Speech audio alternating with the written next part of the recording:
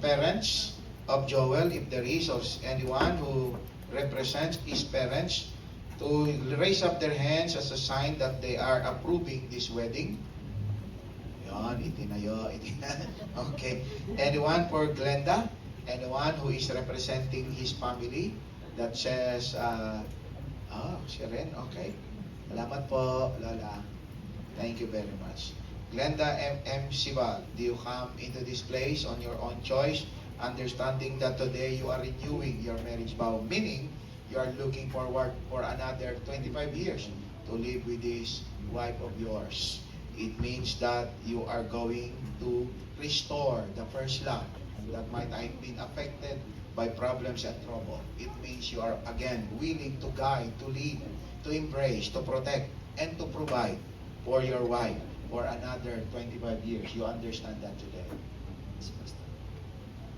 Glenda Sibal, do you also come to this place on your own choice, understanding that today you are renewing your vow to be the wife of Joel, meaning another 25 years of following this man, submitting to him, understanding him, waiting for him, sharing your life to him, your wisdom, and of course, giving everything that you have, rejoicing and cherishing whatever amount of money, salary that he will be giving you, embracing his dream.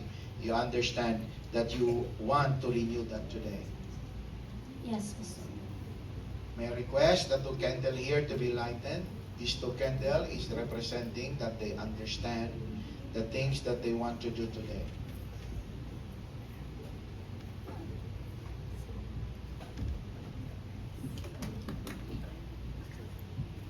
Or, wherever you can see each other. Okay. My love, Glenda. 25 years ago, I stood before God, our family, our friends, and vowed to love you with all that I am. I had no idea then how much my love for you grew, how deep, how strong, how sacred it would become. Today, I'm standing here again. I see not just beautiful woman I married, but incredible wife, mother, and woman of faith you have become. You have shown me what it means to love with grace, to serve with joy, and to walk with God in every season. I thank the Lord every day for blessing me with you, through sunshine and storm. Your love has been a constant reminder of God's faithfulness. You prayed with me, lifted me up, believed in me when I doubted myself, shown me Jesus in the way. So today, I renew my vows to you. I promise to keep loving you, not just in words, but in action. To cherish you, to protect you, and honor you all days of my life. I will continue to pray with you and for you, to lead our home with Christ at the center, and to grow with you in the faith of love. I vow to laugh with you in joy, hold you in sorrow, and walk hand in hand with you through every chapter still to come. You are still the answer to my prayers and the love of my life. And as long as God gives us breath, I will love you with all my heart. In the name of Jesus, I renew my vow to you today and always. I love you.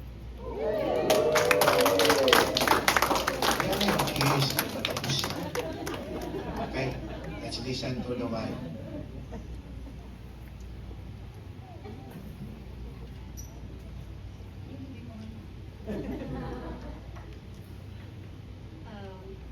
Mahal ko, today as we stand here 25 years from the day we first said, I do, I am overwhelmed with gratitude to God, to you,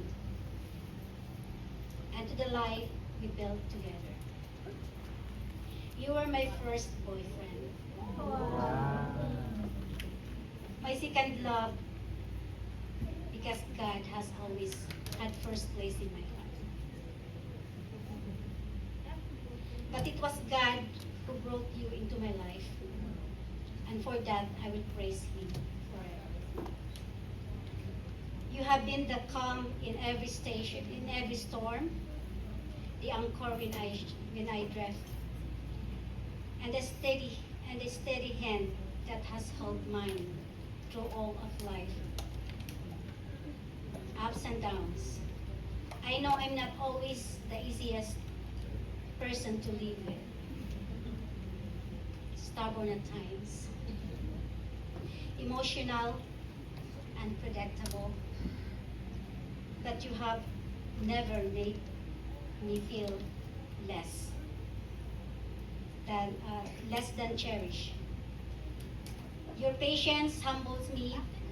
Your understanding helps me. You are more than just the father of our two beautiful children. You are a man of strength, faith, integrity, and grace.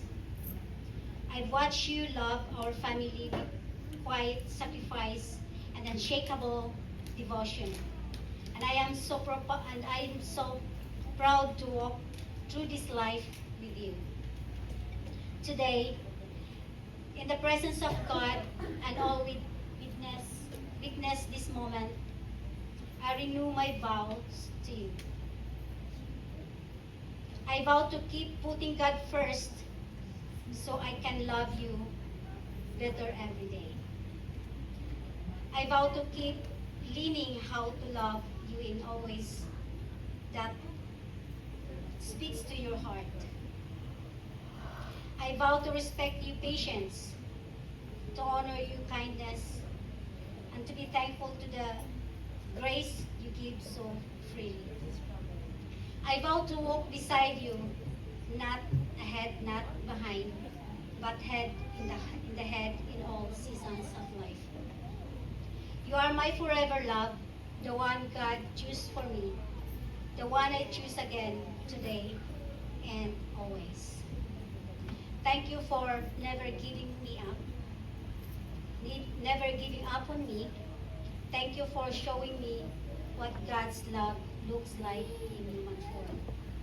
I love you now more than ever, and with everything that I am.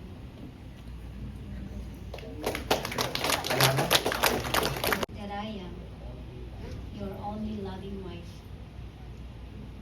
May I request the coin, please?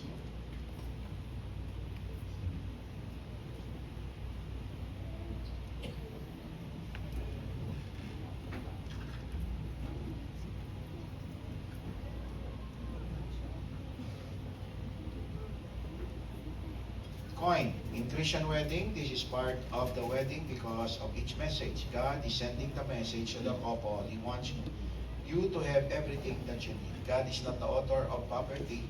Though there are people who are poor, it's not because that is their destiny. Either they were deprived or they have made a wrong choice in life, whatever. But God wants the couple to understand He has already blessed you even before He created you. As you can see in the book of Genesis, the first 5 books of the Bible, you will see the record of creation. God first created everything that man needs before He created man. And therefore, Joel and Glenda, in this wedding, God wants you to know God will provide everything that you need. Whatever job you have, God will use that. And it is man that has the first duty.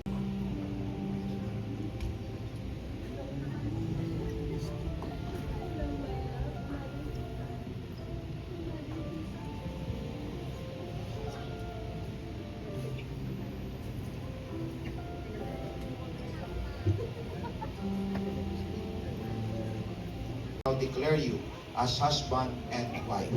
And whom God has joined together, let no man separate. Ladies and gentlemen, brothers and sisters in Christ, fellow believers, let us welcome, as I present to you, Mr. and Mrs. Joel Siman.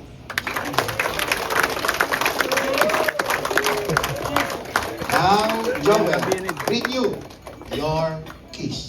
And you are expected to do it better.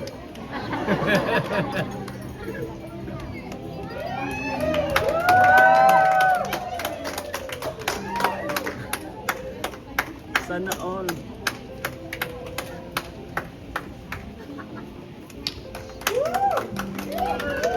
Okay lang.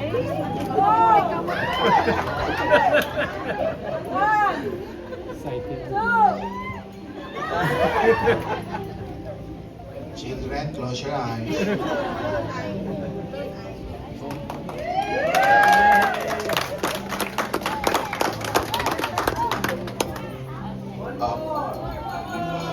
Wait. Candle muna. Ito muna kayo.